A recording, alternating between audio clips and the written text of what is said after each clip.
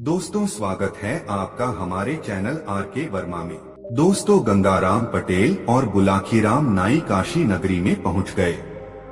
वहां उन्होंने ठहरने के लिए एक धर्मशाला को चुना और दोनों उसी धर्मशाला में ठहर गए। धर्मशाला में और भी बहुत से यात्री ठहरे हुए थे। गंगाराम पटेल ने बुलाखी को तो पैसे देकर अपने तथा घोड़ों के खाने का सामान लाने के लिए भेज दिया और स्वयं उन यात्रियों से बातें करने लगे। बुलाखी जब सामान लेकर लौटा तो उसने पटेल को बताया कि शहर में मैंने आज एक अनोखी घटना देखी है। तब पटेल ने उसे आश्वस्त किया कि खाने से निवृत्त होकर जब दोनों आराम से बैठ जाएंगे तो अपनी देखी हुई घटना मुझे सुनाना, मैं तुम्हारे प्रश्न का समाधान कर दूंगा। चुनाचे जब वे दोनों भोजन कर चुके और बुलाखी ने उनके लिए हुक्का भरकर रख दिया तो हुक्के से कश खींचकर पटेल ने बुलाखी से कहा, हाँ तो भाई बुलाखीराम, अब बता कि तूने आज शहर में कौन सी अनोखी घटना देखी है। पटेल जी, आज जब मैं बाजार से अपने और आपके लिए आटा, दाल और घी तथा घोड़ों के लिए दाना रातिब लेकर लौट रहा था तो राह भूलकर एक चौराहे पर जा निकला। वहां पर मैंने देखा कि वहां यहाँ का राजा और उसके साथ और भी बहुत से आदमी मौजूद थे। पास ही में एक भट्ठी पर एक बहुत बड़े कड़ाह में तेल खौल रहा था। तभी राजा के सामने दो पुरुष और एक स्त्री को उपस्थित किया गया। उन दोनों पुरुषों का दावा था कि ये स्त्री उसकी पत्नी है। कहने का अर्थ यह है कि दोनों पुरुष उस स्त्री पर अपना अपना दावा पेश कर रहे थे। तब राजा ने निर्णय दिया कि तुम में से जो भी पुरुष इस तेल से भरे खौलते कड़ाह में स्नान कर सही सलामत बाहर निकल आएगा, उसी को यह स्त्री दे दी जाएगी। पटेल जी, राजा की यह बात सुनकर उनमें से एक आदमी तो निराश होकर मुंह लटकाकर एक ओर को खड़ा हो गया, जबकि दूसरे आदमी ने अपना जांघिया उतारकर खौलते कड़ाह में छलांग लगा दी। आश्चर्य की बात यह है कि उस खौलते तेल में स्नान करने पर भी उस आदमी का बाल बांका न हुआ और वह सही सलामत कड़ाह से बाहर निकल आया और राजा को उसका वादा याद दिलाया। इस पर राजा ने उस आदमी को तो गिरफ्तार करा लिया और वह स्त्री उस आदमी को दे दी जो तेल में स्नान करने के नाम पर निराश होकर खड़ा हो गया था। अब आप इस रहस्य का वेधन कीजिए कि वादे के अनुसार राजा ने वह स्त्री उस प्रतियोगिता में विजयी व्यक्ति को न देकर दूसरे व्यक्ति को क्यों दे दी। यह सुनकर पटेल बोले, बुलाखी, इस रहस्य को जानने से पहले यह सुन कि वे दोनों आदमी कौन थे, तभी सारी बातें तुझे आराम से समझ में आएंगी। यहाँ से काफी दूर के फासले पर किशनगढ़ नाम का एक बहुत बड़ा नगर है। वहाँ के राजा का नाम वीरेंद्र सिंह था। राजा वीरेंद्र का एक पुत्र था जिसका नाम गजेंद्रपाल सिंह था। गजेंद्रपाल का जैसा नाम था वैसा ही वह शक्तिशाली भी था। आए दिन वह आखेट करने के लिए वनों में जाता रहता था। एक दिन राजकुमार आखेट करने के लिए वन में गया तो लौटते समय बड़ी भयानक आंधी में घिर गया। आंधी के कारण वह अपना कार्य भूल गया और एक दूसरे रास्ते पर चल पड़ा। राजकुमार को अपनी इस भूल का पता तब चला जब वह अपने नगर में पहुंचने के स्थान पर एक अन्य नगर में पहुंच गया। राजकुमार ने जब उस नगर के निवासियों से उस स्थान की जानकारी चाही तो उन्होंने बताया कि वह इस समय कामरूप राज्य में है, जो एक बड़े देश चीन के बिल्कुल निकट है। यह जानकर राजकुमार को भारी आश्चर्य हुआ। कामरूप तो उसके राज्य से बहुत दूर था। इतनी जल्दी वह कामरूप में कैसे आ पहुंचा। लेकिन फिर उस भयंकर आंधी की याद हो आई। आंधी इतनी तेज थी कि कुछ कदम के फासले पर भी उसे कुछ दिखाई न देता था। हो सकता है वह उसी आंधी में उड़कर यहाँ तक आ पहुँचा हो। कुछ भी हो, अब तो उसे इस स्थिति का सामना करना ही पड़ेगा। ऐसा विचार कर उसने मन में धैर्य धारण किया और नगर में घूमने लगा। यहाँ एक और भी परेशानी उसके सामने आ खड़ी हुई। इस नगर के अधिकांश निवासी यहाँ की स्थानीय भाषा बोलते थे, जो राजकुमार की समझ में नहीं आती थी, लेकिन कुछ दिनों तक वहाँ रहकर राजकुमार ने उनकी भाषा सीख ली और वह टूटी फूटी स्थानीय भाषा में वार्तालाप करने लगा। एक दिन जब वह शहर में घूम रहा था, तो उसने एक जगह दो व्यक्तियों को आपस में लड़ते देखा। दोनों के हाथों में लंबे लंबे चाकू थे और वे एक दूसरे के बार को बचाकर दूसरे पर हमला करने की कोशिश कर रहे थे। वहां बहुत से तमाशबीन भी खड़े थे। राजकुमार भी उन तमाशबीनों में जाकर खड़ा हो गया। इसी बीच राजा का रथ वहां से गुजरा। राजा ने जब उन व्यक्तियों को लड़ते देखा, तो उसने अपने कुछ सैनिक उन दोनों व्यक्तियों को पकड़ने के लिए भेज दिए। सैनिकों ने उनके पास पहुंचकर उन्हें एकंगना चाहा, तो वे दोनों सैनिकों से भी भिड़ गए और सैनिकों को घायल करके वहां से भाग गए। राजकुमार ने जब तमाशबीनों से उनके विषय में पूछा, तो उसे बताया गया कि ये दोनों नगर के नामी गुंडे हैं। ये इतने खूंखार हैं कि सैनिक भी इन्हें पकड़ने से डरते हैं। फिर जाने पर यह दोनों तत्काल सैनिकों पर धावा बोल देते हैं। फुर्तीले इतने हैं कि पकड़ में नहीं आते और बात की बात में बहुत दूर जा निकलते हैं। यह सुनकर राजकुमार उस नगर के राजा के पास पहुंचा और उससे कहा, राजन, यदि आप आदेश दें तो मैं उन दोनों गुंडों को पकड़कर आपके सामने प्रस्तुत कर सकता हूं। यह सुनकर राजा ने गौर से उसकी ओर देखा और बोला, कोई परदेशी मालूम होते हो, तभी ऐसा दावा कर रहे हो? हाँ राजन, राजकुमार ने कहा, परदेशी तो जरूर हूँ, किंतु मेरा दावा झूठा नहीं है। मैं अपनी बात को सत्य करके दिखला सकता हूँ। तब फिर हमारा आदेश है कि उन्हें पकड़कर हमारे समाने ले आओ। यदि तुम ऐसा कर सके तो हम तुम्हें पुरस्कारों से लाद देंगे। आदेश मिलने की देर थी कि राजकुमार विद्युत गति से उस ओर दौड़ पड़ा जिधर वे दोनों गुंडे सैनिकों को घायल कर अपने चाकू चमकाते हुए भाग निकले थे।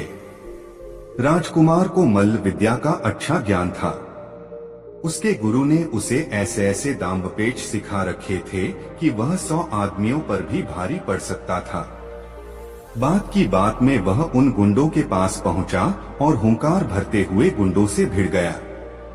बड़ी चपलता से पहले तो उसने उन दोनों के चाकू छीने, फिर उन्हें लात घूंसों और मुक्कों पर रख लिया। कुछ ही देर में दोनों गुंडों के कसबल ढीले हो गए। किसी चूहे की भांति उनकी गरदने पकड़े उन्हें साथ लेकर राजकुमार राजा के पास लौट आया और दोनों गुंडे राजा के सैनिकों के हवाले कर दिए। राजकुमार का ऐसा पराक्रम देखकर वहां का राजा बहुत खुश हुआ। वह राजकुमार को अपने महल में ले आया। वहां उसने राजकुमार की बहुत खातिर की और फिर उसका परिचय पूछा। राजकुमार ने जब उसे यह बताया कि वह भी एक राजा का बेटा है, तब तो राजा को और भी खुशी हुई। वह अपनी बेटी के विवाह के लिए बहुत चिंतित रहता था। उसकी इच्छा थी कि उसकी बेटी का विवाह किसी ऐसे नौजवान के साथ हो जो बुद्धि और पौरुष दोनों में ही बेमिसाल हो। उसे ये दोनों गुण इस युवक में नजर आए। एक दिन राजा शिकार करने के लिए निकला। अपने साथ वह राजकुमार गजेंद्रपाल सिंह को भी ले गया। जंगल में एक सिंहों का समूह उन्हें नजर आया। राजा ने सिंह का शिकार करने की इच्छा से अपना घोड़ा उन्हीं सिंहों के समूह की ओर दौड़ा दिया। राजकुमार भी कहाँ पीछे रहने वाला था। शिकार करना तो उसका प्रिय शौक था। आठ वह भी भाला और तलवार लेकर राजा के पीछे पीछे अपने घोड़े को दौड़ाता हुआ चल पड़ा। राजा को घोड़ा दौड़ाते हुए अपनी तरफ आते देखकर सिंहों का समूह चौकन्ना होकर खड़ा हो गया। उनमें से जो दुर्बल सिंह थे वह तो पीछे मुड़कर भाग लिए, लेकिन जो बलवान सिंह थे वे मुकाबला करने को तत्पर हो गए। राजा ने निशाना बांधकर अपना भाला एक सिंह पर चलाया। निशाना चूक गया। भाला सिंह के शरीर को छूता हुआ भूमि में जा गड़ा। क्रोधित होकर सिंह ने उछाल भरी और अपने पंजे की जोरदार थाप घोड़े की थूथन पर जमा दी। वार इतना करारा था कि घोड़ा लड़खड़ा गया। घोड़े के लड़खड़ाने से राजा का संतुलन बिगड़ गया और वह भूमि पर आ गिरा। तभी दूसरा सिंह राजा पर झपट पड़ा। राजा ने फुर्ती से उठकर म्यान में रखी अपनी तलवार निकालनी चाहिए, लेकिन तभी सिंह के पंजे की एक करारी चोट उसे लगी और वह उछलकर दूर जा गिरा। तत्काल ही उसे मूर्छा आ गई। तब तक राजकुमार भी सिंहों के पास पहुंचा।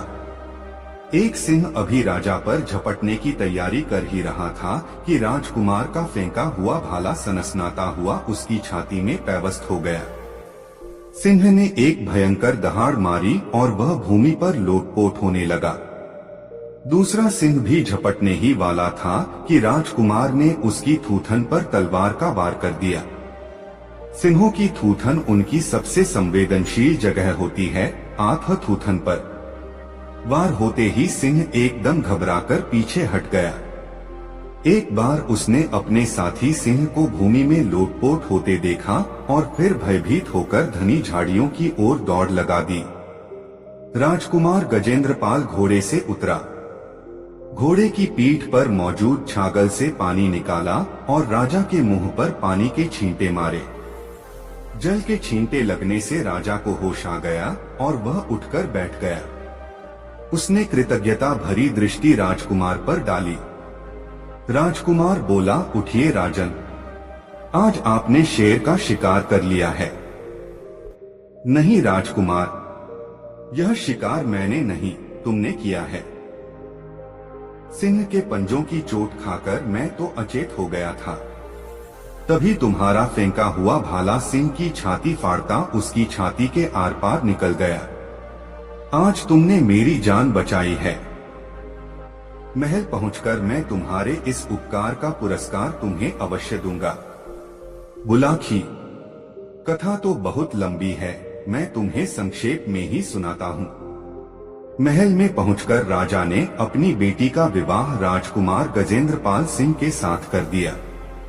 राजकुमार अपनी पत्नी के साथ कामरूप के राजा के राजमहल में आनंद पूर्वक रहने लगा। जब उसे वहां रहते हुए कई महीने बीत गए तो एक दिन उसने पत्नी से कहा, प्रिय, यहाँ रहते हुए मुझे बहुत समय बीत गया है। अब मुझे अपने घर की याद सताने लगी है। मेरे परिवार वालों को मेरे बारे में कुछ भी पता नहीं है। वे बेहद चिंता कर रहे होंगे। हमें अपने घर लौट चलना चाहिए। इस पर राजकुमारी ने अपनी सहमति व्यक्त कर दी। कुछ नानुकर करने के बाद राजा ने भी उसका अनुरोध मान लिया और बहुत सा दान दहेज देकर अपने दामाद और बेटी को विदा कर दिया। सारे दिन की यात्रा के बाद उनका काफिला एक नगर में पहुंचा और एक सुंदर सा स्थान देखकर वहीं पड़ाव डाल दिया। अपनी कहानी सुनाकर पटेल चुप हो गए। तरोताजा होने के लिए उन्होंने हुक्के से 3-4 गहरे गहरे कश खींचे और ढेर सारा धुआं अपने मुंह से उगल दिया। फिर उन्होंने आगे की कथा आरंभ की। हाँ, तो बुलाखी राम। जब उन लोगों ने उस स्थान पर पड़ाव डाला तो एक दुर्घटना घट गई। उस स्थान पर एक प्रेत का निवास था। उसने कामरूप की राजकुमारी राजकुमार गजेंद्रपाल सिंह की पत्नी को देखा तो वह उस पर मोहित हो गया। तब उस प्रेत ने राजकुमार गजेंद्रपाल का वेश बनाया और राजकुमार और राजकुमारी के खेमे में पहुंच गया। उसने राजकुमार से कहा कि यह स्त्री तो मेरी पत्नी है, मैं इसे लेकर जाऊंगा। राजकुमार ने कहा कि यह तुम्हारी पत्नी कैसे हो सकती है? यह तो मेरी पत्नी है, मैं इसे विवाह कर लाया हूँ। इस पर दोनों में हाथापाई होने लगी। शोरगुल सुनकर सभी नौकर चाकर वहां पहुंच गए। उनकी समझ में नहीं आ रहा था कि किसका पक्ष लें। कौन है असली राजकुमार? दोनों की शक्लें और वेशभूषा एक समान थीं। दोनों में रंचमात्र भी अंतर न था। बोलचाल, हाव भाव और चाल ढाल से दोनों एक जैसे प्रतीत हो रहे थे। राजकुमारी सहमी सी खड़ी थी। उसकी समझ में नहीं आ रहा था कि किसे अपना पति माने, किसे नहीं। बात वहां के राजा तक पहुंची, लेकिन वहां का राजा भी कोई निर्णय न दे सका। उसने कहा, यह एक गंभीर स्थिति है, मैं तुम्हारा कोई न्याय नहीं कर सकता। तुम दोनों काशी नरेश के पास चले जाओ, वह परम गुणी और बेहद बुद्धिमान व्यक्ति हैं, वही तुम्हारा न्याय करेंगे। राजा की बात मानकर वे दोनों इस नगर में आ गए। यहाँ के राजा ने जब उनके विवाद के विषय में सुना तो अपने बुद्धि बल से उसने फौरन जान लिया कि उन दोनों में से कोई एक अवश्य ही कोई अशरीरी व्यक्ति है, जिसने दूसरे प्रतियोगी का रूप धारण कर लिया है। तब उसने एक भट्ठी तैयार करवाकर एक बड़े से कड़ाह में तेल उबलवाया और उन दोनों से कहा कि तुम में से जो भी प्रतियोगी इस खौलते कड़ाह में स्नान कर सही सलामत निकल आएगा, यह स्त्री उसी को दे दी जाएगी। राजा की यह बात सुनकर बेचारा गजेंद्रपाल सिंह तो निराश होकर एक ओर खड़ा हो गया, लेकिन अशरीर प्रेत फौरन ऐसा करने को तैयार हो गया। आगे की कहानी तुझे मालूम ही है। राजा ने उस राजकुमारी को उसके असली पति के हवाले कर दिया और राजकुमार का वेश धारण किए उस अशरीरी प्रेत को सैनिकों के हवाले कर दिया। यह है सारी कहानी जो तू शाम को देख कर आया है। तो क्या राजा उस प्रेत को जेल में बंद रख सकेगा? सारी कहानी सुनकर बुलाकी ने शंका व्यक्त की। यह तो भविष्य की बात है बुलाकी, वैसे यह नगरी भगवान शिव की नगरी है। यहाँ एक से बढ़कर एक अनेक तंत्र मंत्र के ज्ञाता हैं। उस पिशाच की तो बात ही क्या, यहाँ तो यमराज को भी तंत्रपाश में बांधने की शक्ति रखने वाले अनेक विद्याधर मौजूद हैं। यहाँ का राजा बहुत बुद्धिमान है, वह इस प्रेत को ऐसे ही नहीं जाने देगा। वह इसका जरूर तगड़ा इंतजाम कर देगा, जिससे कि वह प्रेत फिर किसी को परेशान न कर सके। और अब तेरी हर शंका का समाधान हो गया है, इसलिए अब आंख मूंद कर सो रहो। सुबह उठकर पहले गंगा जी में गोता लगाएंगे, फिर भोजनादि से निवृत्त होकर इस पवित्र नगरी के प्रसिद्ध स्थानों को देखेंगे, भगवान विश्वनाथ के दर्शन करेंगे और स्वयं को धन्य मानेंगे। तब अगला दिन कैसे बीतेगा, इसकी सुखद कल्पना करता हुआ बुलाकी राम सो गया। गंगाराम पटेल भी निद्रा देवी की गोद में समा गए। दोस्तों, यह मजेदार कहानी आपको कैसी लगी कमेंट में हमें जरूर बताएं और वीडियो को एक लाइक जरूर करें। दोस्तों, गंगाराम पटेल और बुलाकी राम सुबह उठकर आगे की यात्रा पर चल पड़े। शाम हो जाने पर जब वे विश्राम के लिए एक नए नगर में रुके तो वहां भी बुलाकी राम नाई ने एक अनोखा दृश्य देखा, जिसका रहस्य जानने के लिए वह बेचैन हो उठा। सोने से पूर्व उसने गंगाराम पटेल को उस दृश्य के विषय में बताया। उसने गंगाराम पटेल से कहा, पटेल जी, आज मैंने बाजार से गुजरते हुए जो अनोखा दृश्य देखा, मैं उसका रहस्य जानने के लिए बेचैन हो रहा हूँ। मुझे उस रहस्य के विषय में बताइए। हाँ भाई हाँ, बोले पटेल, पर पहले यह तो बताओ कि तुमने देखा क्या था। पटेल जी, मैंने रास्ते में देखा था कि जुलूस निकल रहा था। जुलूस के बीच सोने से बनी एक गाड़ी पर एक कुत्ता बैठा हुआ था, जिसने सोने के वस्त्राभूषण पहने हुए थे।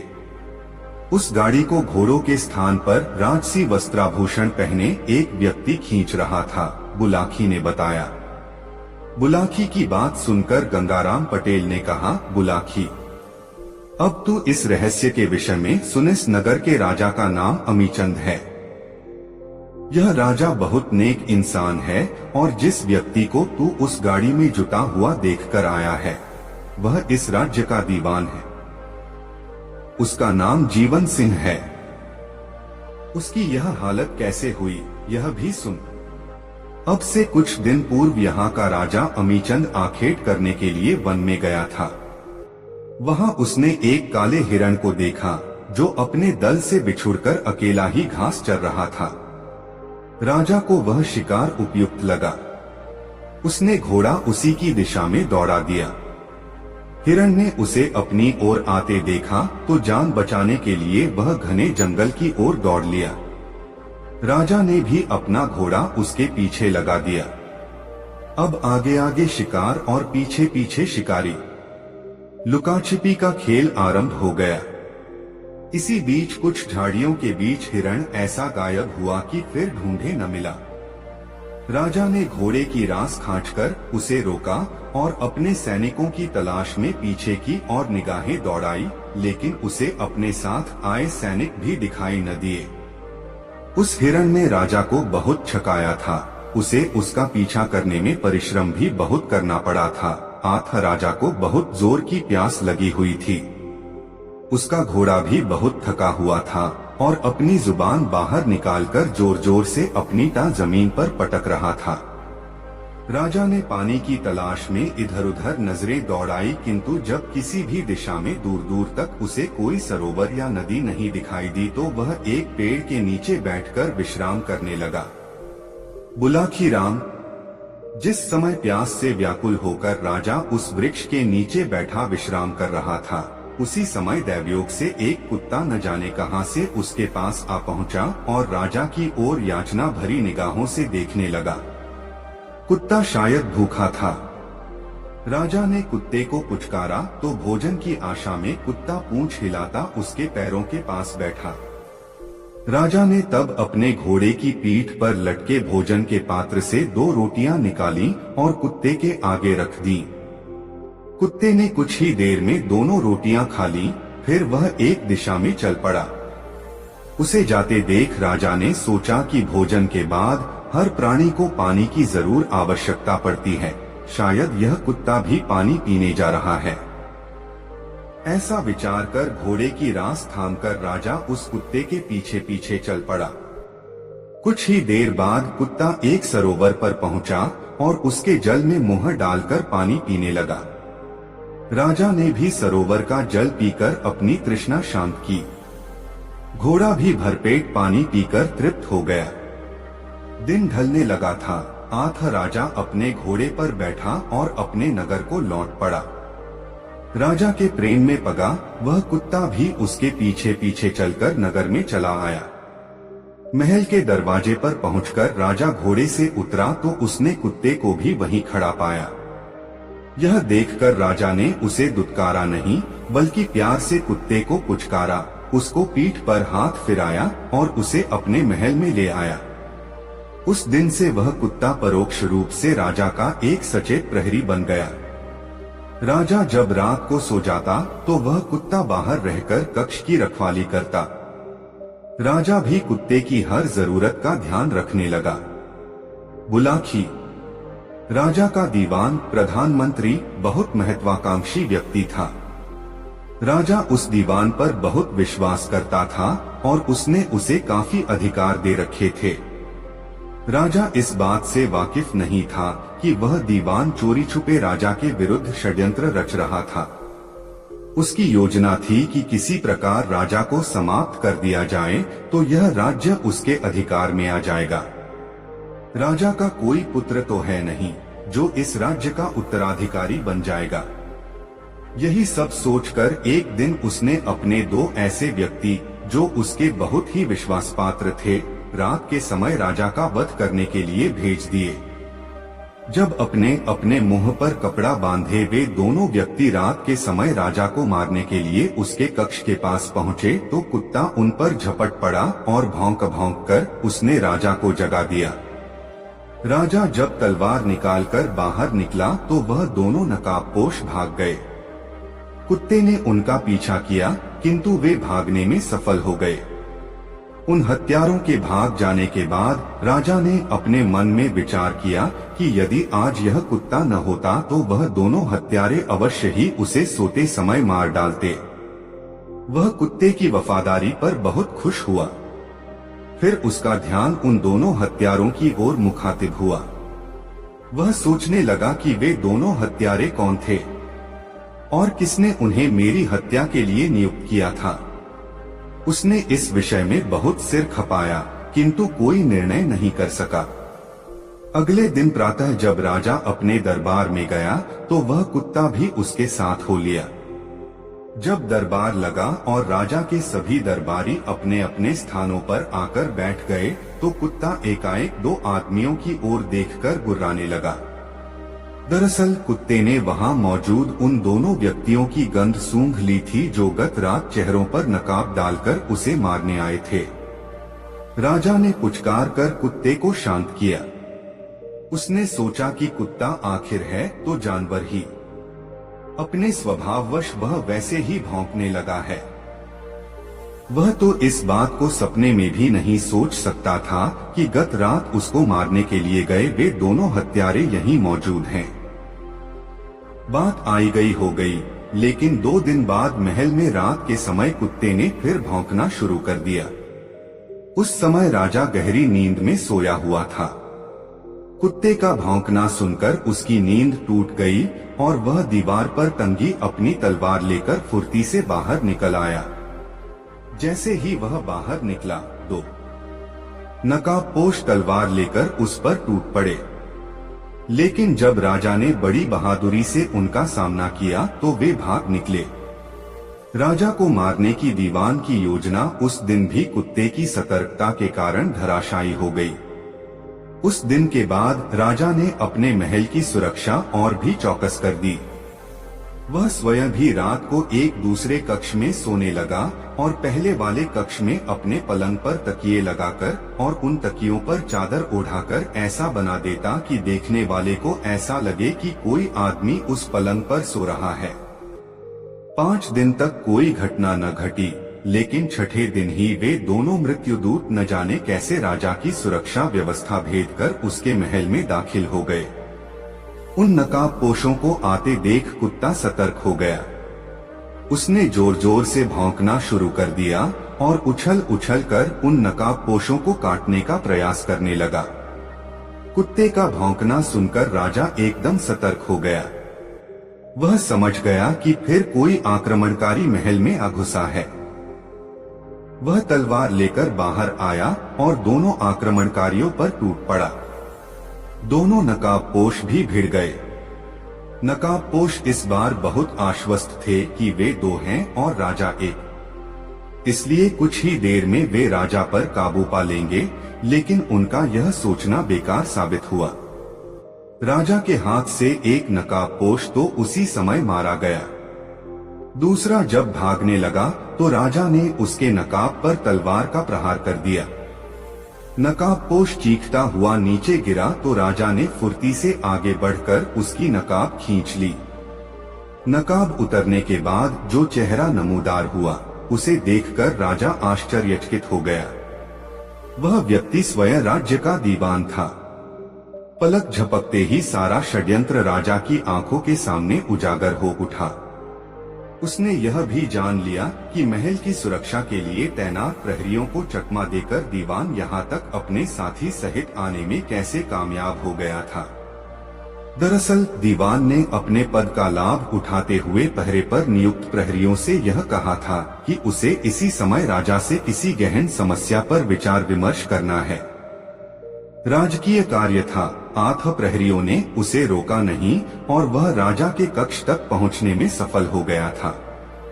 बहरहाल राजा ने दीवान को प्रहरियों के हवाले किया और अपने कक्ष में जाकर सो गया। कुत्ते की वफादारी पर उसे गर्व हो आया।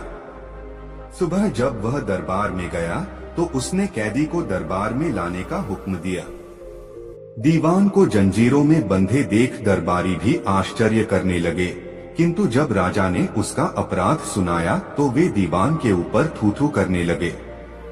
बुलाखी, जैसा कि मैंने पहले बताया, यहाँ का राजा बहुत ही नेक, धर्मपरायण और रहमदिल है। उसने दीवान को मृत्युदंड तो नहीं दिया, किंतु उसके लिए यह सजा अवश्य नियत कर दी कि वह एक कुत्ते से भी गया बीता है। आज वह इस कुत्ते को गाड़ी में बैठाकर घोड़ों के स्थान पर स्वयं उसकी गाड़ी में जुटकर सारे नगर का चक्कर लगाएगा। इतनी कहानी सुनाकर पटेल ने थोड़ा विराम लिया और फिर आगे कहा, बुलाखी राम, अब तो सारी कहानी तेरी समझ में आ गई होगी। नहीं समझा तो मैं तुझे समझाए देता हूँ। आज जिस अजीब घटना को देखकर तू आया है वह यही थी। जो व्यक्ति राजसी वस्त्र पहने कुत्ते की गाड़ी खींच रहा था वह इस राज्य का दीवान था, और जो कुत्ता स्वर्णाभूषण पहने उस गाड़ी में बैठा था वह वही कुत्ता था जिसने एक बार नहीं 3 बार राजा की जान बचाई थी। उम्मीद है कि अब तेरी शंका का समाधान हो गया होगा। हाँ पटेल जी, शंका का समाधान हो गया, बुलाकी बोला, पर मैं यह सोच सोच कर परेशान हो रहा हूँ कि कैसे कैसे नमकहराम आदमी हैं इस दुनिया में, जो सामने तो स्वामी भक्त होने का दिखावा करते हैं लेकिन चोरी छिपे मालिक को पीठ में छुरा घोंपने से बाज नहीं आते। इसी का नाम तो दुनिया है बुलाकी राम। इसी तरह संसार चक्र चलता है। दुनिया में अच्छे आदमी हैं तो बुरों की भी कमी नहीं है। आदिकाल से ही ऐसा होता चला आया है। पहले भी बुरे आदमी हुए हैं और अच्छे भी, किंतु जीत हमेशा सच्चाई की ही होती है। बुराई हमेशा हारती है। जीतता वही है जिसका आचरण अच्छा होता है। अच्छा, अब रात काफी हो चली है और आंखों में नींद भी भर रही है। आठ तू भी सो जा और मैं भी सोने का प्रयास करता हूँ। अभी बहुत रास्ता बाकी है सफर का। यह कहकर पटेल ने टांगे फैला दी। बुलाकी भी अपने शरीर पर चादर ओढ़कर करवट लेकर सो गया। दोस्तों, यह कहानी आपको कैसी लगी कमेंट में जरूर बताएं। दोस्तों, सुबह हुई तो गंगाराम पटेल और बुलाकी राम नाई दोनों तैयार हुए और अपनी आगे की यात्रा पर चल पड़े। चलते चलते वे एक ऐसे नगर में पहुंचे जो एक नदी के किनारे बसा हुआ था। यह नगर कोई विशेष बड़ा तो नहीं था, किंतु यहाँ के लोग काफी संपन्न दिखाई दे रहे थे। दोनों एक धर्मशाला में पहुंचे और कुछ पैसे धर्मशाला के व्यवस्थापक को देकर अपना स्थान निश्चित करा लिया। पटेल ने बुलाकी को 2 रुपए देकर खाने का सामान लाने के लिए बाजार भेज दिया और स्वयं सारा सामान घोड़ों से उतारकर व्यवस्थित करने लगे। इसके बाद वे शौचादि नित्य कर्म से फारिग हुए। संध्या वंदन किया और बुलाकी के लौटने की प्रतीक्षा करने लगे। बड़ी देर बाद बुलाकी सामान लेकर वापस लौटा तो एक नई खबर फिर उसके पास थी। रात को जब दोनों भोजन करके तृप्त हो गए तो बुलाकी ने पटेल के लिए बिस्तर बिछा दिया और हुक्का भरकर उनके सामने रख दिया। पटेल ने हुक्के से तंबाकू के कुछ कश खींचे। धुआं बाहर उगला और बुलाकी से बोले, बुलाकी राम, क्या बात है, आज तू कुछ चुप चुप सा बैठा है? क्या इस नगर के बाजार में आज तुझे कोई विचित्र बात नजर नहीं आई? आई है पटेल जी, आई है, बुलाकी बोला, पर मैं सोच रहा था कि पहले आप हुक्के के कश लगाकर कुछ तरोताजा हो लें, तभी मैं अपनी बात कहूँ। पटेल हंसे, बोले, मैं तो हमेशा ही तरोताजा रहता हूँ बुलाकी। अब तू अपनी बात कह कि आज इस नगर के बाजार में तुझे कौन सी विचित्र बात दिखाई दी? पटेल जी, बुलाकी ने बताना शुरू किया, आज शाम जब मैं भोजन का सामान खरीद कर वापस लौट रहा था तो बाजार में एक मकान के सामने मैंने एक अजूबा दृश्य देखा। एक बहुत ही सुंदर स्त्री एक चौकी पर बैठी जल रही थी। उसके शरीर से आग की ऊंची ऊंची लपटें निकल रही थीं, फिर भी वह स्त्री न तो किसी को सहायता के लिए पुकार रही थी और न उस पर उस आग का ही कोई असर हो रहा था। वह बस यूं ही आंखें मूंदे चुपचाप आग की लपटों में घिरी बैठी थी। कुछ लोग उस पर पानी डालकर आग बुझाने का प्रयत्न करते थे तो आग और भी भड़क जाती थी। मैंने यह जानने का बहुत प्रयास किया कि वह आग कैसी है जो पानी डालने से भी नहीं बुझ रही, और यह भी कि वह रूपवती स्त्री कौन है जो यूं धधकती आग में बैठी है। आग उसे क्यों नहीं जला पा रही? आप इस रहस्य का उद्घाटन कीजिए। बुलाकी के मुंह से सारी घटना सुनकर पटेल जी मुस्कुराए और बोले, बुलाकी, यह दुनिया विचित्रताओं से भरी हुई है। ईश्वर की बनाई हुई इस सृष्टि में प्रकृति के हर रहस्य का ज्ञान कर लेना नितांत दुर्लभ काम है। आज भी अनेक ज्ञानी एवं विज्ञानी उन रहस्यों को जानने के लिए प्रयासरत हैं। उनमें से कुछ को सफलता भी मिली है तो कुछ आज भी सफलता से कोसों दूर हैं। यह रहस्य भी कुछ ऐसा ही है। बुलाखी। इस नगर में धनपत नाम का एक संपन्न व्यक्ति रहता है। उसकी पत्नी का नाम रूपकुमारी है। रूपकुमारी यथा नाम तथा गुण वाली है। सुंदरता में वह लाखों में एक है। एक दिन की बात है, रूपकुमारी अपनी सहेलियों के साथ नगर से बाहर एक सरोवर में स्नान के लिए गई। सरोवर के निकट ही उसके पति धनपत का एक बहुत बड़ा बाग है, जहां अनेक किस्म के फलदार और फल न देने वाले वृक्ष लगे हुए हैं। सरोवर में स्नान करने के बाद रूपकुमारी जब अपनी सखियों सहित अपने बाग में पहुंची तो महुए के एक पेड़ के नीचे अपने गीले वस्त्रों को सुखाने के लिए डालकर बाग में भ्रमण करने लगी। घूमते घूमते वह बाग में स्थित एक बहुत पुराने बरगद के नीचे अकेली ही जा निकली। बुलाखी। बरगद के उस पुराने वृक्ष पर एक खबीस, उर्दू का एक शब्द, आमतौर पर इसे खईस भी कहा जाता है, का निवास था। यह अशरीरी प्रेतात्मा बहुत पहले से ही उस वृक्ष पर रहती थी।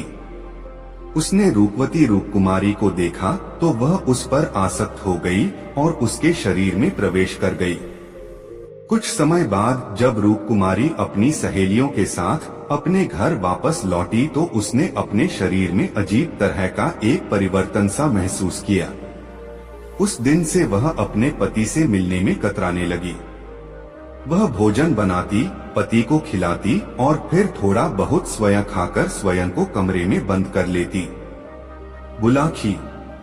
रूपकुमारी की आदतों में भी बदलाव आया। पहले वह सबसे हंसती बोलती थी, अब गुमसुम रहने लगी। उसका पति यह देखकर घबरा गया। उसने समझा कि उसकी पत्नी को कोई रोग लग गया है। अतः उसने वैद्य हकीमों से उसका इलाज करवाया, लेकिन कोई फायदा न हुआ। उल्टे अब वह पागलों जैसी हरकतें करने लगी। कभी अपने आप ही हंस पड़ती तो कभी बिल्कुल ही गुमसुम हो जाती। अब तो धनपत की चिंता और भी बढ़ गई।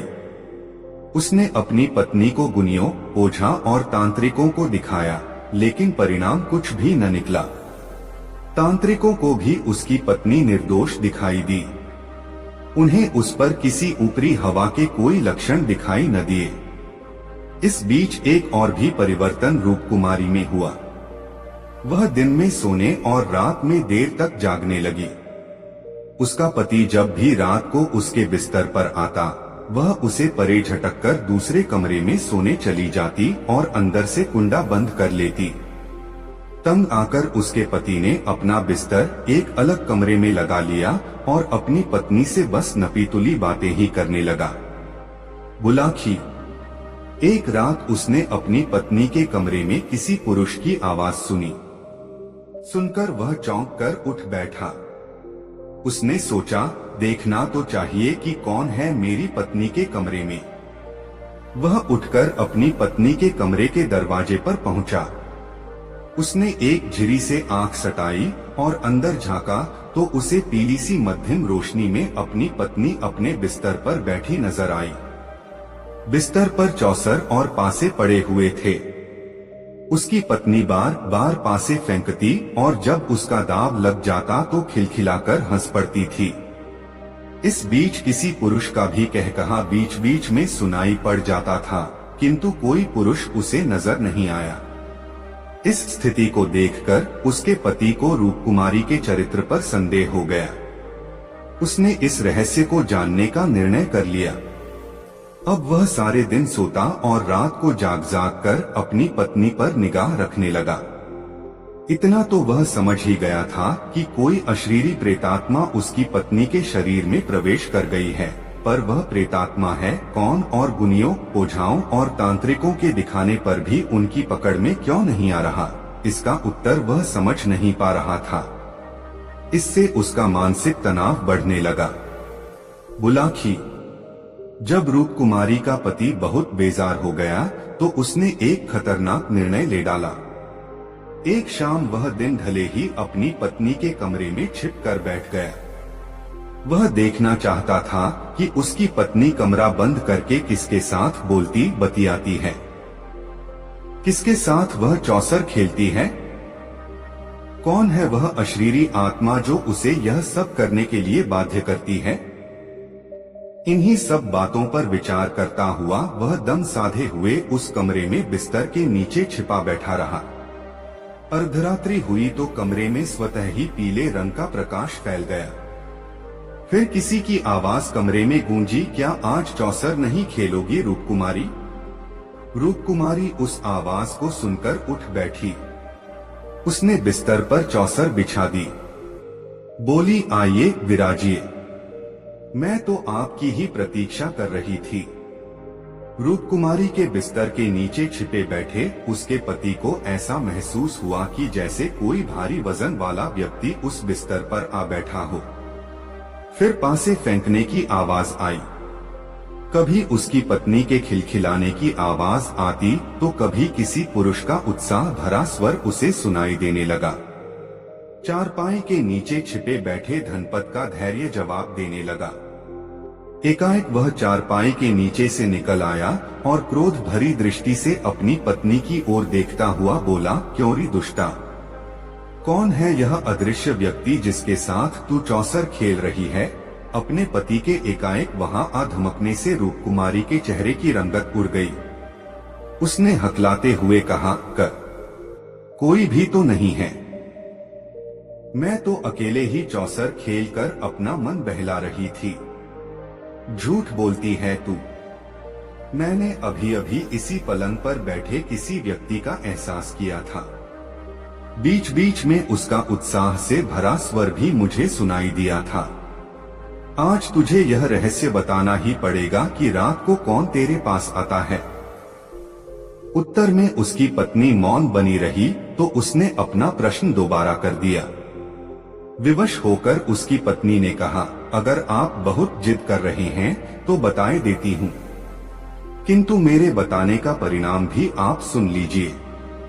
उस रहस्य को बताकर मैं कल शाम तक ही जीवित रह पाऊंगी।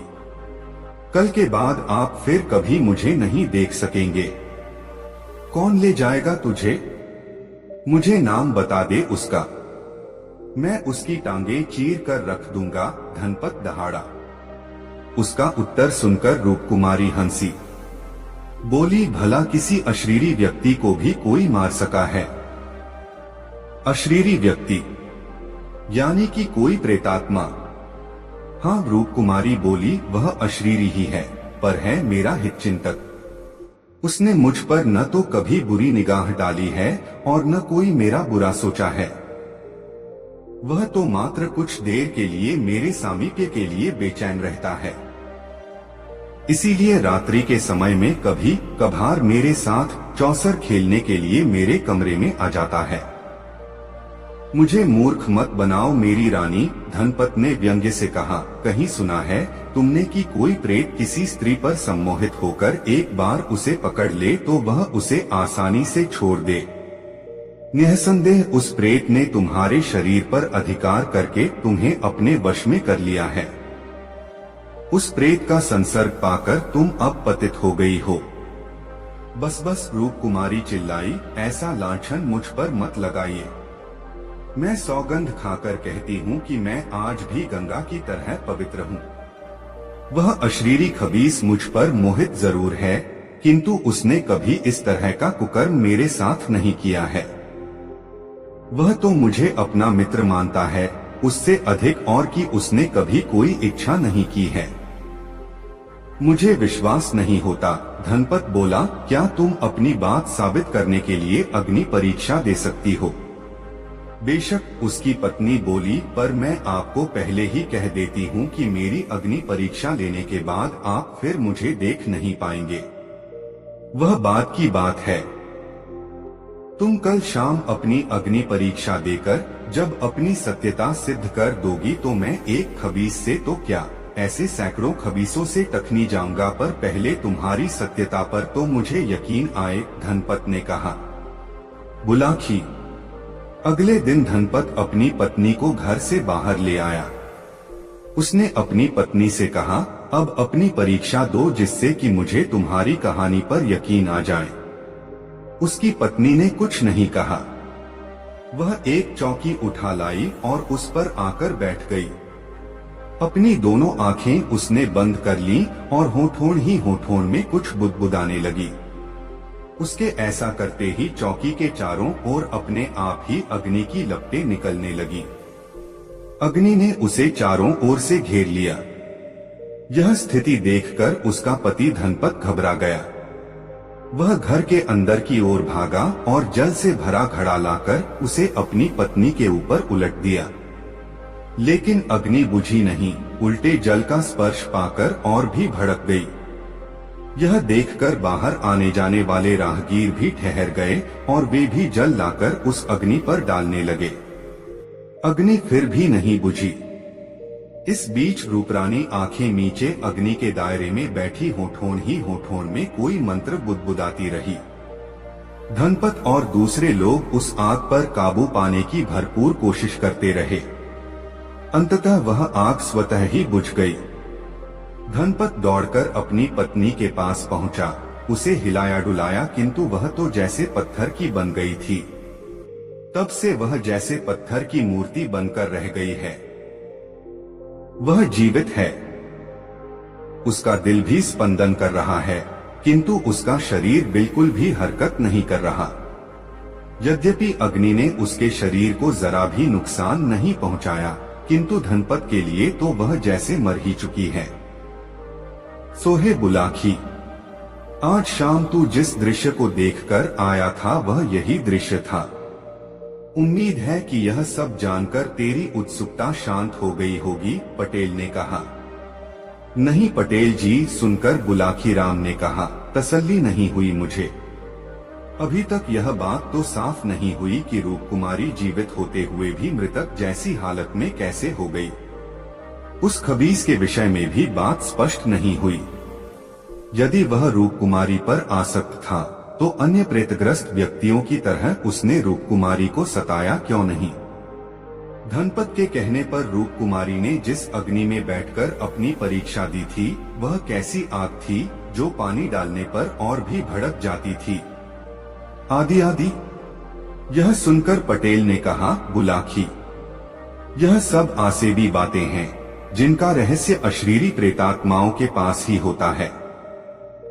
वह खबीस निश्चय ही पूर्वजन्म में कोई अच्छी आत्मा वाला व्यक्ति रहा होगा।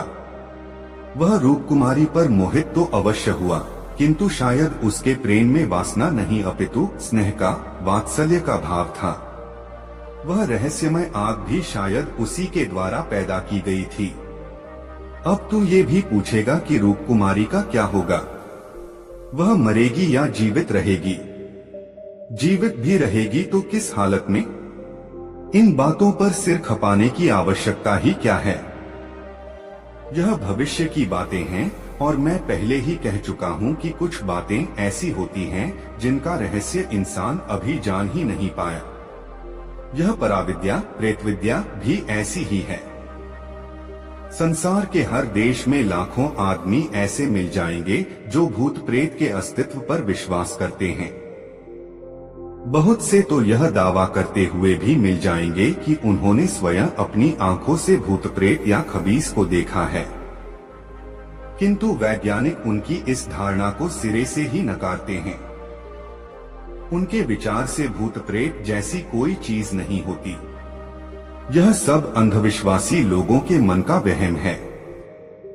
बहरहाल यह रहस्य तो खुलते खुलते ही खुलेगा। फिलहाल तो निद्रा देवी रहस्यमय रूप से आंखों में उतरती जा रही हैं। आठ अब मुझे भी सोने दे और तू स्वयं भी सो रह। इतना कहकर पटेल ने बिस्तर पर पांव फैला दिए और करवट बदल ली। बुलाखी भी पांव पसार कर सो गया। दोस्तों, वीडियो कैसा लगा कमेंट बॉक्स में जरूर बताएं और वीडियो को एक लाइक जरूर करें।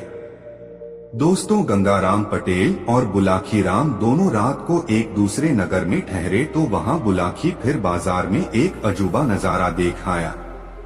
उसने जब वापस लौटकर यह बात गंगाराम पटेल को बताई तो गंगाराम ने अपना वही रटा रटाया वाक्य दोहरा दिया, अभी नहीं बुलाखीराम, मैं तेरी इस बात का उत्तर रात को सोते समय ही दूंगा।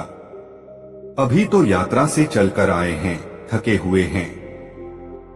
पहले नहा धोकर स्नान ध्यान कर लें। भोजन के पश्चात जब निवृत्त हो जाएंगे तब आराम से बिस्तर में लेटकर सारी बातें होंगी। अभी तो पहले तू अपनी, मेरी और उन दोनों बेचारे घोड़ों की पेट पूजा की तैयारी कर, क्योंकि हमारी तरह वे भी तो थके हुए होंगे। ऐसा कहकर पटेल शौचादि से निवृत्त होने के लिए चले गए। रात को जब वे दोनों फारिग होकर बिस्तर पर आ लेटे तो पटेल ने उससे कहा, हाँ तो बुलाखीराम जी, अब आप उस नई घटना को बताइए जिसे आज शाम आप इस नगर में देख आए हैं और जिसका रहस्य जानने के लिए आप मरे जा रहे हैं। बुलाखी कहने लगा, पटेल जी, लगता है आज आप विनोद के भाव से भरे हुए हैं, तभी आज आप मुझे आप कहकर संबोधित कर रहे हैं, अन्यथा आप तो मुझे तू के संबोधन से नवाजा करते थे। भाई बुलाखी सुनकर पटेल बोले, दो मित्रों में जब ज्यादा गहरा अपंत्व का भाव होता है वहाँ सारी औपचारिकताएं अपने आप खत्म हो जाया करती हैं। मेरी बातों का बुरा मत माना कर, मैं तुझे अपना मानता हूँ न, इसलिए ऐसी आदत पड़ गई है। बहरहाल छोड़ इस बात को और बता कि तूने आज शाम कौन सा अजूबा दृश्य देखा था। पटेल जी, आज शाम जब मैं बाजार से लौट रहा था तो मैंने एक आदमी को एक चबूतरे पर एक खंभे के साथ बंधा हुआ देखा। उसके समीप ही एक सैनिक भी खड़ा था। चबूतरे के ऊपर एक सरकारी निर्देश टंगा हुआ था जिस पर लिखा था, हर खासोवान को यह निर्देश दिया जाता है कि जो भी शख्स इस राह से गुजरे वह कोड़ा उठाकर इस व्यक्ति को गिनकर 5 कोड़े अवश्य मारे। जो इस निर्देश का पालन नहीं करेगा उसे राजा की ओर से 5 कोड़े लगाकर दंडित किया जाएगा। पटेल जी, जब मैंने उस निर्देश को पढ़ा था तो मैंने सोचा कि इसका दंड जाने बिना मैं इसे कोड़े क्यों मारूं? यही सोचकर मैं वहां से खिसकना चाहता था कि तभी वहां खड़े सैनिक ने मुझसे कहा, क्यों भाई, क्या 5 कोड़े खाने का इरादा है? नहीं तो मेरे मुंह से निकला। तब उस सैनिक ने मुझे घुड़का और कहा, यदि 5 कोड़े नहीं खाना चाहता है तो नीचे पड़े उस कोड़े को उठा और इस आदमी को 5 कोड़े लगा। पटेल जी, उस सैनिक के कहने पर तब मुझे उस कैदी को 5 कोड़े लगाने पड़े। बस तभी से मेरी आत्मा पर यह बोझ पड़ा हुआ है कि मैंने उस आदमी का अपराध जाने बिना 5 कोड़े मारे। अब आप उस कैदी के विषय में बताइए और यह भी बताइए कि किस अपराध के कारण उसे यह सजा भुगतनी पड़ रही है। बुलाखी पटेल बोले, अपनी आत्मा पर पड़ा बोझ उतार दे और यह समझ ले कि उस आदमी को 5 कोड़े लगाकर तूने सवाब का काम किया है।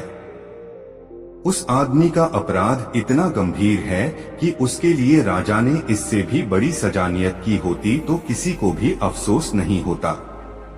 सुन, मैं तुझे आरंभ से ही सारी कहानी सुनाता हूँ। इस नगर में चंद्रचूड़ नाम का एक महाजन निवास करता है। उस महाजन की एक कन्या है जो बेहद रूपवान है। उसका नाम है अनामिका। महाजन का एक पुत्र भी है जिसे सब लोग चक्रधारी कहकर बुलाते हैं। महाजन ने अपनी बेटी अनामिका की मंगनी बहुत पहले अपने एक मित्र के पुत्र के साथ निश्चित कर दी थी, किंतु अभी तक उसने उसका गौना नहीं किया था। कारण यह था कि अनामिका की आयु अभी इतनी नहीं हुई थी कि उसका गौना करके उसकी ससुराल विदा करा दिया जाए। बुलाखी, यह नगर गंगा के बहुत समीप है। यहाँ के लोगों में धार्मिक आस्था भी बहुत है। अन्य नगरों में रहने वालों की तरह यहाँ के लोग भी प्रति वर्ष दशहरे के अवसर पर गंगा स्नान के लिए जरूर जाते हैं। इस बार जब दशहरे का पर्व पड़ा तो दूसरे नगरवासियों की तरह अनामिका भी अपने माता पिता और सखी सहेलियों के साथ गंगा स्नान के लिए गई। गंगा किनारे पहुंचकर अन्य लोगों की तरह अनामिका के पिता ने भी अपने रहने के लिए डेरा व्यवस्थित किया और बारी बारी से गंगा जी में स्नान करने के लिए गए। पहले पुरुषों ने स्नान किया, तदोपरांत स्त्रियां गंगा स्नान के लिए गईं। बुलाखी। जब अनामिका अपनी सखियों के साथ गंगा स्नान के लिए घाट पर पहुंची तो वहां के कुछ गुंडों ने उसे देख लिया। उसकी मनोहारिणी छवि देखकर वह गुंडे विचार करने लगे कि किसी तरह इस सुंदर युवती को अपने काबू में करके इसका उपभोग करना चाहिए। बाद में जब इससे हमारा दिल भर जाएगा तो हम इसे किसी वेश्या के यहाँ बेचकर अच्छी रकम प्राप्त कर सकते हैं। उन गुंडों का मुखिया था छोटेलाल नाम का एक महाहरामी युवक। उसने इस काम को करने का बीड़ा उठाया। उसने अपने साथियों से कहा, दोस्तों, इसे फंसाकर काबू में करना तो मेरा चुटकियों का काम है। बस मुझे थोड़ा सा समय चाहिए। ठीक है, हम तुम्हें समय देते हैं। उसके दूसरे साथी बोले, देखते हैं तुम कौन सा चमत्कार दिखाते हो। उधर अनामिका और उसकी सखियों ने अपने वस्त्र उतारे और उन वस्त्रों को घाट पर बैठे पंडे के हवाले करके गंगा स्नान करने लगी। तभी छोटेलाल नामक वह गुंडा उस पंडे के पास पहुंचा और उससे कहा, पंडित जी महाराज, 5 रुपए कमाना चाहते हो? घर बैठे कमाई करना किसे बुरा लगता, बताइए कि काम क्या है यजमान, पंडा बोला, परंतु यह बड़ा आसान सा काम है। तुम्हारे पास ये जो जनाने कपड़े रखे हैं, इनमें से एक साड़ी निकालकर मुझे थोड़ी देर के लिए दे दो। छोटेलाल ने कहा, तुम साड़ी के साथ कोई छेड़छाड़ करना चाहते हो? पंडे ने आशंकित स्वर में पूछा।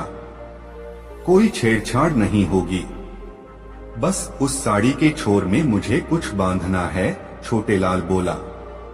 यह कोई जोखिम भरा काम नहीं था, इसलिए 5 रुपए लेकर पंडे ने अनामिका की साड़ी उसकी ओर खिसका दी।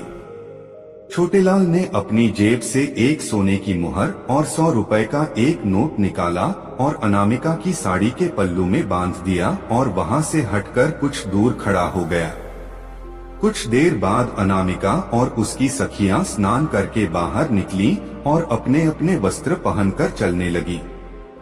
उसी समय छोटेलाल भी उनके पीछे पीछे चलने लगा। जब वह अपने डेरे के समीप पहुंची तो छोटेलाल ने पीछे से आकर अनामिका का बाजू थाम लिया। एक अजनबी व्यक्ति द्वारा अपनी बाह पकड़ने पर अनामिका उस पर क्रोधित हो गई। उसने तीखे स्वर में कहा, कौन हो तुम? मेरी बाह पकड़ने की तुम्हारी हिम्मत कैसे हुई? यह क्या कह रही हो अनामिका? क्या अपने मित्र छोटेलाल को भूल गई? छोटेलाल ने आश्चर्य व्यक्त करने का नाटक करते हुए कहा, मैं तुम्हें नहीं जानती, छोड़ो मेरा हाथ, कहकर अनामिका ने छोटेलाल का हाथ झटक दिया। तुम मुझे खूब जानती हो अनामिका, छोटेलाल ने कहा, वर्षों से हम दोनों एक दूसरे से एकांत में मिलते रहे हैं। अब शायद अपनी इन सहेलियों की उपस्थिति में तुम मुझे पहचानने से इनकार कर रही हो। बुलाखी। इस प्रकार वहां दोनों में तकरार होने लगी। मेले का मौका था, आंख भीड़ इकट्ठी हो गई। वो हल्ला सुनकर अनामिका का पिता, उसका भोग और अक नगर के दूसरे परिचित लोग भी वहां आ पहुंचे और एक लड़की को छेड़ने पर छोटेला को बुरा भला कहते हुए उसकी पिटाई करने लगे। जब छोटेलाल काफी पिट चुका थी, उसने रोने का अभिनय करते हुए कहा, आप लोग मुझे बेकार ही पौट रहे हैं। चैत्र कोई अभद्र बात नहीं की है। इस लड़की से मेरा काफी पुराना परिचय है। इसने तो मेरे साथ विवाह करने का वादा भी किया हुआ है। विवाह का वादा? अनामिका के पिता ने आश्चर्य से पूछा। हाँ जी, विवाह का वादा, छोटेलाल कुटिलता से बोला। विश्वास न हो तो पूछ लो इससे। आज यहाँ आने से पहले भी यह मुझसे मिली थी। इसने अपने खरबे के लिए मुझसे 100 रुपए और एक सोने की मोहर भी मांगी थी, जो मैंने अपनी माता के रुपयों में से चुराकर इसे लाकर दिए थे। झूठ बोलता है तू, अनामिका का पिता दहाड़ा। अरे भिखमंगे, मेरे पास धन की क्या कमी है जो मेरी बेटी तुझसे खर्च के लिए पैसे मांगती। यह तो आप अपनी बेटी से ही पूछिए, छोटेलाल ने रुआंसे स्वर में कहा। क्यों री कलंकिनी, अनामिका के पिता ने क्रोध से लाल पीले होते हुए अनामिका को झिंझोड़ा। क्या तूने इस आदमी से 100 रुपए और 1 सोने की मुहर ली थी? यह आदमी झूठा है पिताजी। मैं गंगा माता की कसम खाकर कहती हूँ कि आज से पहले मैंने इसकी शक्ल भी नहीं देखी। यह मुझ पर झूठा लांछन लगा रहा है, अनामिका ने सुबकते हुए कहा। सेठ जी, अगर मैं झूठा साबित हूँ तो आप यही मुझे 100 जूते मारना और जो भी सजा आप देना चाहें मैं खुशी से मंजूर कर लूंगा, पर पहले आप अपनी बेटी की तलाशी तो लीजिए। मैंने आज जो रकम इसे दी थी वह अभी भी इसके पास होगी, छोटेलाल बोला। सबको यह विचार पसंद आया। अनामिका की तलाशी ली गई तो साड़ी के पल्लू में बंधी दोनों चीजें बरामद हो गईं। इस पर तो सब लोग अनामिका और उसके पिता को दोषी मानने लगे। सब लोग उन पर धू-धू करने लगे। बुलाखी। तब अनामिका के पिता और उसके भाई को अनामिका पर इतना क्रोध आया कि उन्होंने उसी घड़ी अनामिका का त्याग कर दिया। वे घर लौट गए और छोटेलाल अनामिका का हाथ पकड़कर विजेता की तरह उसे ले चला। अनामिका दहाड़े मार कर रोने लगी और बार बार छोटेलाल के चंगुल से छूटने का प्रयास करने लगी, लेकिन तभी छोटेलाल के साथी गुंडे भी उसकी सहायता के लिए वहां पहुंच गए और उन्होंने छोटेलाल और अनामिका को अपने घेरे में ले लिया। बुलाखी। जब अनामिका रो रो कर हलकान हो रही थी और अपनी सहायता की गुहार लगा रही थी, तभी यहाँ के राजा की सवारी वहां से गुजरी। एक लड़की को सहायता के लिए चिल्लाते देख राजा ने अपनी पालकी रुकवाई और नीचे उतर का सड़कों से उसके रोने का कारण पूछा। अनामिका ने रोते हुए सारी बात बताई तो फिर सड़क ने छोटेलाल से पूछा। छोटेलाल ने वही झूठी कहानी राजा के सामने दोहरा दी कि राजा लड़की उससे प्रेम करती है, फिर भी सबके सामने अपनी बात कहने में संकोच कर रही है। इसके माता पिता ने अब इसे मुझे सौंप दिया है। उस मुंडे छोटेलाल की बातें सुनकर राजा को कुछ गोलमाल नजर आया। आठ उसने अपने सैनिकों को आदेश दिया कि इन दोनों को अपने नगर से चली। वहीं मैं सारी बातें अनकर इस बात का निर्णय करूंगा कि इन दोनों में से कौन सच्चा है और कौन झूठा। तब दोनों दरबार में पेश किए गए। राजा ने अनामिका से पूछा, देवी, तुम कहती हो कि अब से पहले तुमने इस आदमी को कभी देखा नहीं था, फिर इसकी यह भारत क्यों कर सच साचित हो गई कि तुम्हारी साड़ी के पल्लू से इसके दिए हुए रुपए और सोने की घोहर चरामद हो गई। अन्नदाता, अनामिका बोली, मुझे इस बात का बिल्कुल भी ज्ञान नहीं है कि ये दोनों चीजें मेरी साड़ी के पल्लू में किसने बांधी। अपनी साड़ी तो मैंने कहीं उतारी भी नहीं, भी सिवाय उस समय के जब मैं स्नान करने के लिए गंगा जल में उतरी थी। अपने वस्त्र तुमने कहाँ रखे थे? राजा ने पूछा। हमने अपने वस्त्र घाट पर बैठे पंडे को सौंपे थे, अनामिका ने कहा। पलक झपकते ही सारी बातें राजा की समझ में आ गईं। वह समझ गया कि सड़कों के साथ छल किया गया है। तब उसने उस पंडे को दरबार में पेश होने का हुक्म दिया और पंडे के पहुंचने पर राजा ने उसे दंड का भय दिखाया तो भय से कांपते हुए छे ने सब कुछ बक दिया। उसने बता दिया कि यह काम छोटेलाल ने ही किया था। बुलाखो। सच्चाई जानकर राजा ने अनामिका के पिता को बुलाकर अनामिका तो उसे सौंप दी और उस पंडे और छोटेलाल के साथियों को पकड़कर उन्हें 100 कोड़े लगाने की सजा दी और क्योंकि मुख्य अपराधी छोटेलाल था, आठ उसे यह सजा दी कि इस दिन तक इसे खंभे से बांधकर इस पर कोड़े बरसाए जाएं। साथ ही यह आदेश भी लिखकर वहां चिपका दिया कि जो भी राहगीर वहां से गुजरे वह छोटेलाल को 5 कोड़े जरूर मारे, यदि वह ऐसा नहीं करेगा तो फिर राजाज्ञा से 5 कोड़े उसी को मारे जाएंगे। कहानी का समापन कर पटेल बोले, सोहे बुलाखी। यह है सारी कहानी। आबा राजा की आज्ञा से छोटे लाल को सजा दी जा रही है। अपने कुकर्म का फल उसे भोगना पड़ रहा है। जो दृश्य आज तूने देखा है वह उसी समय का है। उम्मीद है यह सब जानकर तेरी उत्सुकता शांत हो गई होगी। आथा अब मुझे भी सोने दे और स्वयं भी सो रह, कहकर पटेल ने आंखें मूंद ली। बुलाकी भी सोने की तैयारी करने लगा। दोस्तों, गंगाराम पटेल और बुलाकी राम की यह मजेदार कहानी आपको कैसी लगी कमेंट करके जरूर बताएं। दोस्तों, काशी यात्रा में बुलाकी राम नाई ने एक नए नगर में जो कुछ देखा उसका विवरण इस प्रकार है।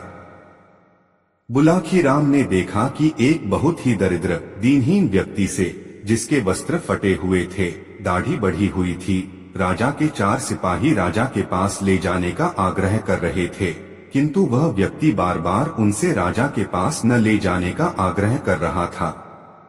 कौन था वह दरिद्र व्यक्ति? राजा के सिपाही क्यों उसे राजा के पास ले जाना चाहते थे और वह क्यों राजा के पास नहीं जाना चाहता था? इन्हीं बातों के विषय में सोचता हुआ बुलाकी राम वापस लौट आया। रात के समय जब दोनों ने भोजन कर लिया और बुलाकी ने पटेल का बिस्तर लगाकर उसके एक किनारे हुक्का भर कर रख दिया, तो पटेल ने बिस्तर पर बैठकर बुलाकी से पूछा, हाँ तो भाई बुलाकी राम, अब बताओ आज कौन सी नई बात इस शहर में देख आए? इस पर बुलाकी राम ने शाम के समय जो कुछ देखा था सब कह सुनाया। सुनकर पटेल ने कहा, भाई बुलाकी राम, यहाँ से पश्चिम की दिशा में 100 कोस की दूरी पर एक नगर है, धर्मपुर। उस नगर में राजवीर सिंह नाम का एक क्षत्रिय रहता था। उसकी पत्नी का नाम रामवती था। दोनों पति पत्नी आनंद से जीवन व्यतीत करते थे। कुछ दिन पश्चात ईश्वर की कृपा से उनके यहाँ एक पुत्र पैदा हुआ, जिसका नाम उन्होंने सुमन रखा। सुमन जैसे जैसे बड़ा हो गया, माता पिता का अत्यधिक लाड़ प्यार मिलने के कारण वह जिद्दी हो गया था। माता पिता भी क्योंकि उसकी हर जिद पूरी कर देते थे, उसकी जिद करने की आदत बढ़ती ही गई।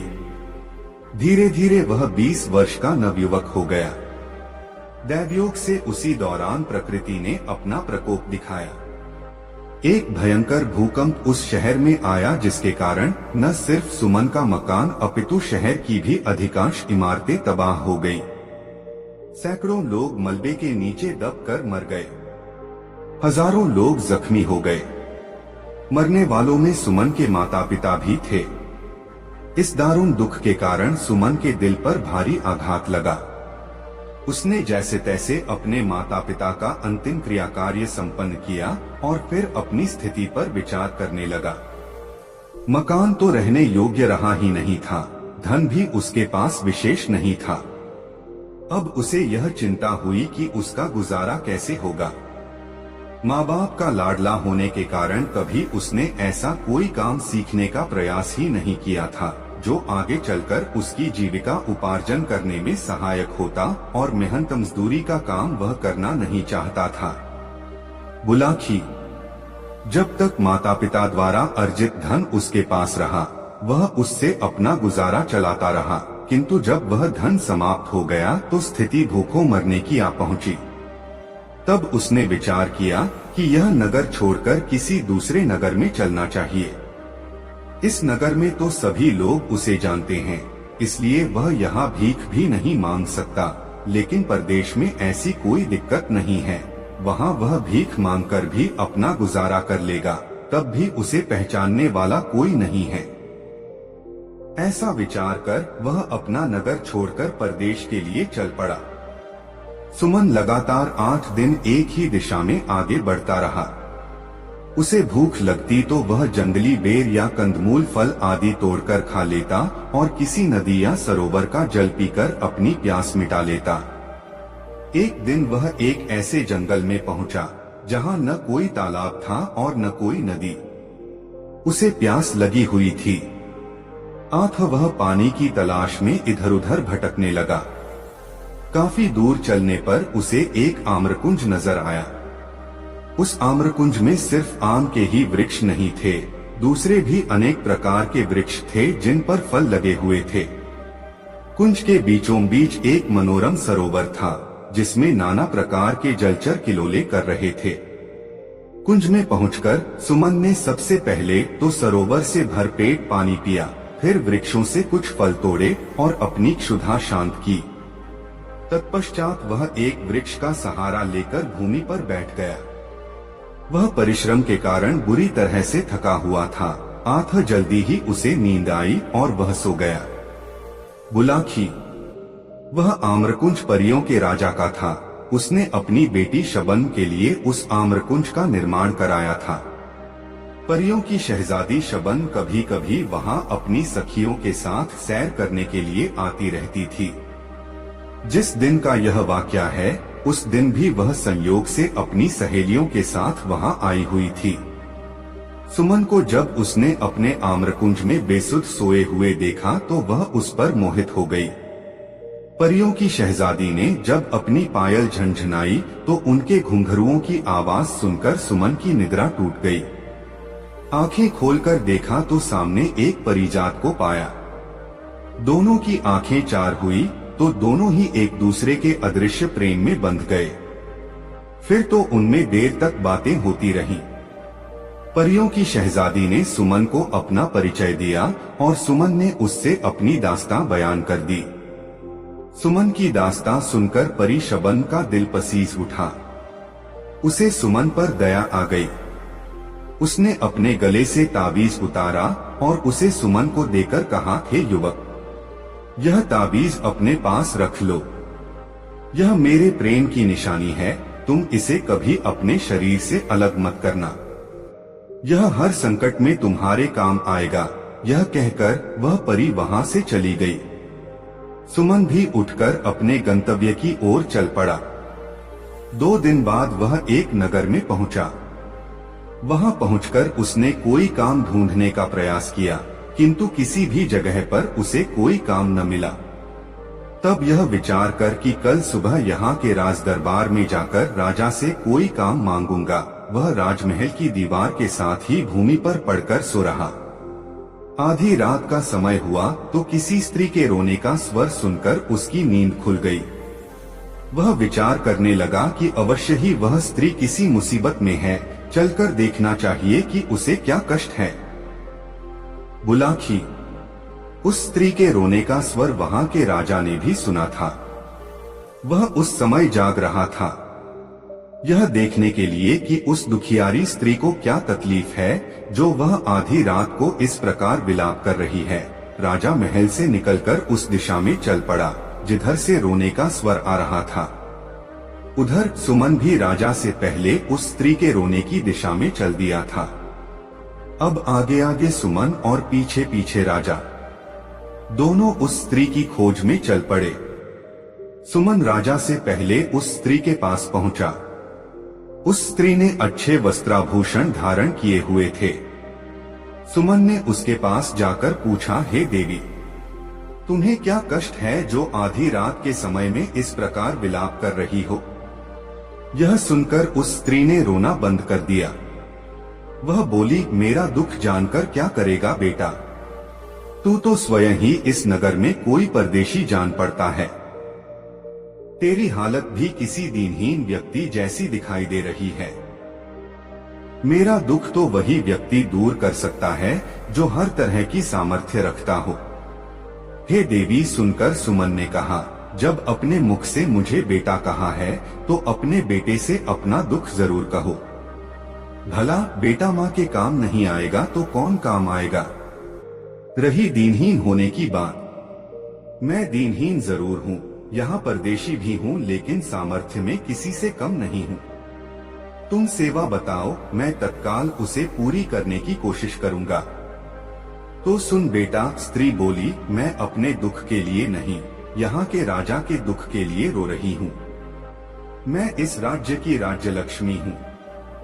कल यहाँ के राजा का इंतकाल हो जाएगा, तब मुझे ऐसे प्रजापालक राजा का राजमहल त्याग कर कहीं अन्यत्र जाना पड़ेगा। मैं अब तक यहाँ बड़े आराम के साथ रह रही थी, किंतु कल के बाद न जाने मुझे कैसे राजा के यहाँ जाना पड़े। वह राजा मेरे साथ न जाने कैसा व्यवहार करे। इसी आशंका से मैं भयभीत हूँ और इस राजा की मृत्यु के शोक से बरबस ही मेरी रुलाई फूट पड़ रही है। इसी वजह से मेरे आंसू नहीं थम रहे। सुमन कहने लगा, हेमा, तुमने जो यह अजीब बात बताई कि कल यहाँ के राजा की मृत्यु हो जाएगी, मुझे बताओ तो कि उसकी मृत्यु कैसे होगी?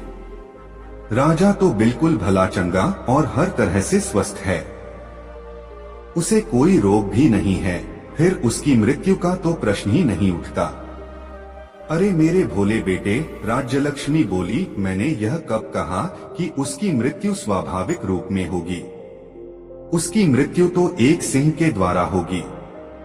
सुन, कल यह राजा आखेट के लिए वन में जाएगा, वहीं एक सिंह शिकार के दौरान इसे मार डालेगा। यह सुनकर सुमन ने कहा, हेमा, जब तुम्हें इतना ज्ञान है कि राजा की मृत्यु सिंह के शिकार के दौरान होगी, तो तुम यह भी अवश्य जानती होगी कि राजा की मृत्यु किस प्रकार टल सकती है।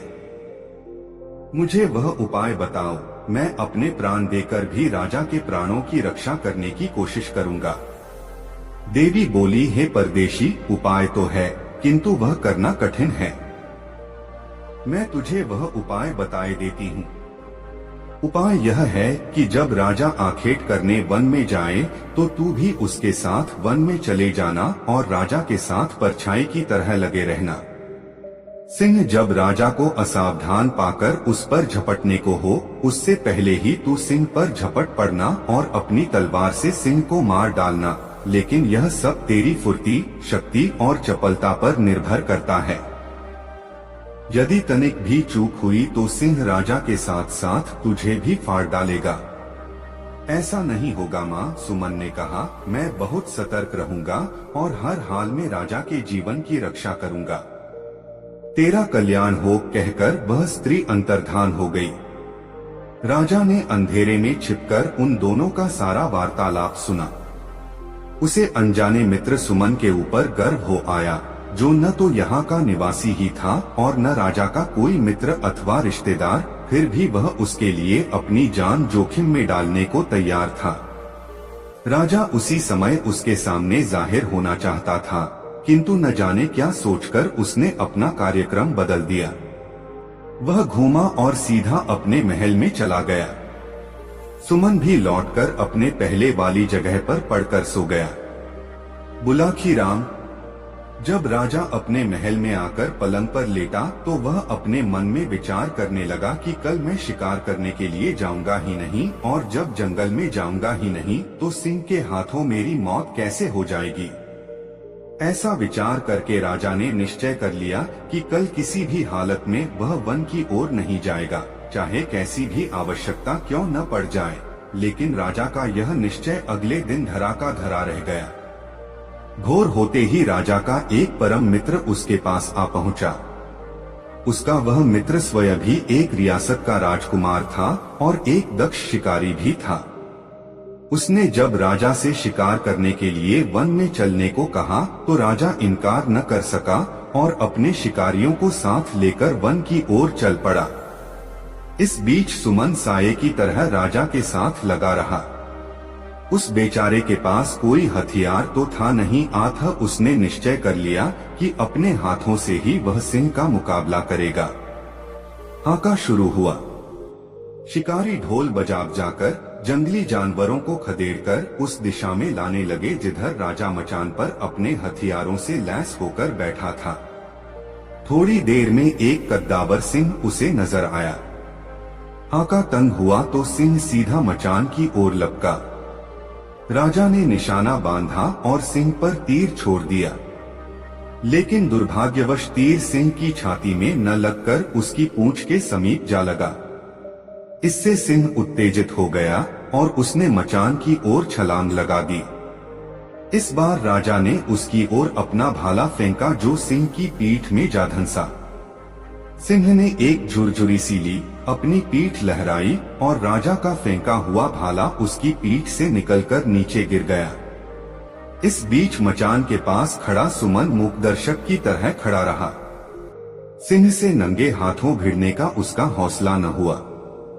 तभी अचानक उसे याद हो आया कि परी शबन ने उसे एक ताबीज दिया था और कहा था कि यह ताबीज हर संकट में उसकी रक्षा करेगा। सुमन ने तब उस ताबीज को आजमाने का निश्चय कर लिया। उसने गले में लटके ताबीज को रगड़ा। रगड़ते ही तुरंत एक चमत्कार हुआ। शबन वहां प्रकट हुई और एक चमत्कारी तलवार उसे सौंपकर बोली, मुकाबला करो युवक, जीत तुम्हारी होगी। यह कहकर वह तुरंत ही अंतर्धान हो गई। सब कुछ इतनी जल्दी घटा कि राजा यह जान ही न सका कि कब परी वहां प्रकट हुई और कब अंतर्धान हो गई। बहरहाल सुमन के हाथों में तो अब एक अमोघ अस्त्र आ चुका था। अगली बार जब सिंह राजा की ओर उछला तो उसने एक भी पल का समय गवाए बिना तलवार सिंह के पेट में घुसेड़ दी। सिंह मरकर भूमि पर गिर पड़ा। सिंह के मरते ही राजा का आतंकित चेहरा फिर से खिल उठा। राजा के साथ गए सभी शिकारी भी शोर मचाने लगे कि राजा ने सिंह का शिकार कर लिया है। वह राजा की जय जयकार करने लगे। सुमन ने उनके आनंद में खलल डालना मुनासिब न समझा। अतः वह जिस प्रकार राजा के साथ आया था, राजा के लौटने से पहले ही शहर लौट गया। दूसरे दिन राजा को सुमन का ध्यान आया। उसने गंभीरता से मनन किया तो उसे मालूम हुआ कि सिंह की मृत्यु उसके भाले से नहीं, उस अनजान मददगार की तलवार से हुई थी, जो किसी देवदूत के समान अचानक ही वहां उसकी मदद के लिए पहुंच गया था। तब उसने सुमन को ढूंढकर लाने के लिए आदेश जारी कर दिए। दरअसल राजा सुमन को बुलाकर उसे सम्मानित करना चाहता था। वह चाहता था कि इस सेवा के बदले में वह उस युवक को सम्मान के साथ साथ कोई सम्मानीय पद भी अपने दरबार में दे, ताकि वह कुछ पूर्ण हो सके। इतनी कहानी सुनाकर पटेल जी खामोश हो गए। उन्होंने हुक्के की निगाली मुंह में लगाकर एक जोरदार कश खींचा। कुछ देर उस कश का आनंद उठाया, फिर ढेर सारा धुआं मुंह से उगलकर आगे कहा, बुलाखी, कहानी खत्म हो गई। अब पहचान की। वह युवक कौन था जिसे तू शाम को देखकर आया था? तो क्या स्वयं सुमन ही वह व्यक्ति था? बुलाखी बोला, और उसी को राजा के सिपाही अपने साथ ले चलने का आग्रह कर रहे थे, ताकि राजा उसे सम्मानित कर कोई अच्छा सा पद उसे राज दरबार में दे सके। बिल्कुल सही समझा तुमने, पटेल बोले, और चूंकि अब तुम्हारे प्रश्न का उत्तर तुम्हें मिल गया है, इसलिए अब लंबी तान कर सो रहो। मुझे भी बहुत जोरों से नींद आ रही है। तत्पश्चात दोनों सो गए। रात बीतती रही। दोस्तों, यह कहानी आपको कैसी लगी कमेंट में जरूर बताएं। ऐसी और नई मजेदार कहानी सुनने के लिए हमारे चैनल आरके वर्मा को सब्सक्राइब जरूर कर लें और यह वीडियो अपने मित्रों को जरूर शेयर करें। वीडियो देखने के लिए आपका बहुत बहुत धन्यवाद। मिलते हैं किसी अगले वीडियो में, तब तक के लिए जय श्री राधे राधे, धन्यवाद।